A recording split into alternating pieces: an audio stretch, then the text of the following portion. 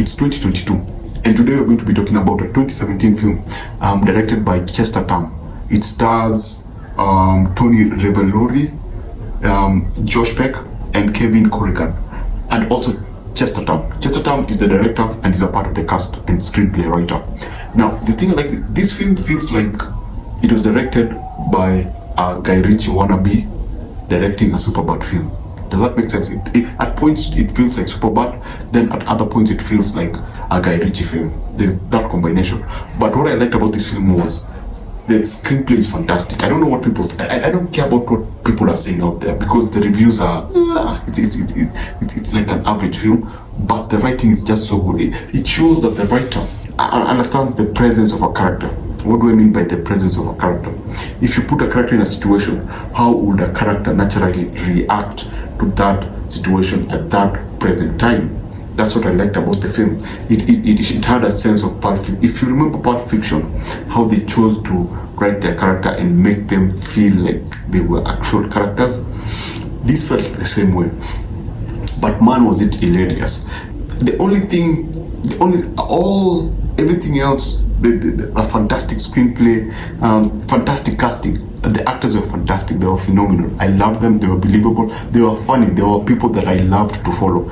I don't care what people say out there. It's a very entertaining film, and these characters feel like the people you want to hang out with. It feels like people you want to go on a road trip with. There's something about a road trip, but it's not a long road trip. It's a short one, but you feel like you can hang out with these people.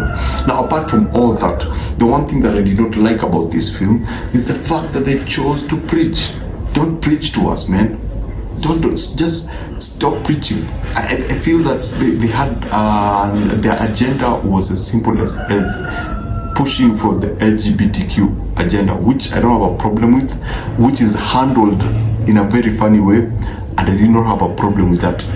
Apart from the fact that they were like really pushing, it came to a point that it was now beginning to affect the flow and the plot of the film.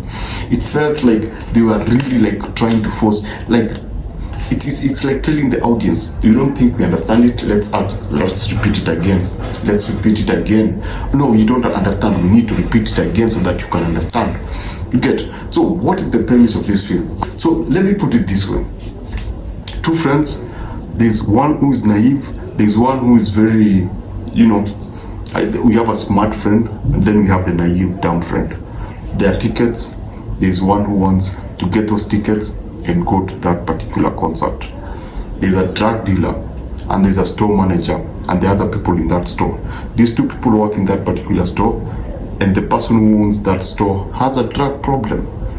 And so the person who supplies the drug is also connected to the smart guy in the store, because the smart guy wants the ticket to the concert. So that's where the whole collision comes in. That's where all the drama happens, when all these things come together and just come into a very hilarious don't think, warning, do not look at this film like a typical film where you have the beginning and then it goes up and then there's a big climax. No, it's more of a line going down, going up, going down, going up, and maybe going up a bit. It's very anticlimactic. I felt like it was very anticlimactic. I felt like it didn't have that powerful ending, but it had a very good ending. It had a certain tone, a certain well-established tone, very versatile tone to it, and it was established earlier on, and it went all through the film. Some characters, like the actor and the director, Chester Tam, he plays the drug dealer, very, very funny, and some very, very lines like, what, you're being racist because you don't think a Chinese person can be a gangster. That was that particular scene was very, very funny. This movie, don't watch it with your kid. It has some like humor, adult humor, let me just call it that way, and it's basically Superbad. Yeah, let me just put it that way. It's basically Superbad, but a bit well done. Not the same plot, but the same vibe. It has that Superbad vibe. but it actually, don't read about it, just go watch it. Forget about what critics are saying, because it's the entertainment value is there, and it's where it's supposed to be, which is Netflix. It's a Netflix show. It's not a big screen show, and it fits that position very well. So thanks for watching. See you on the next one.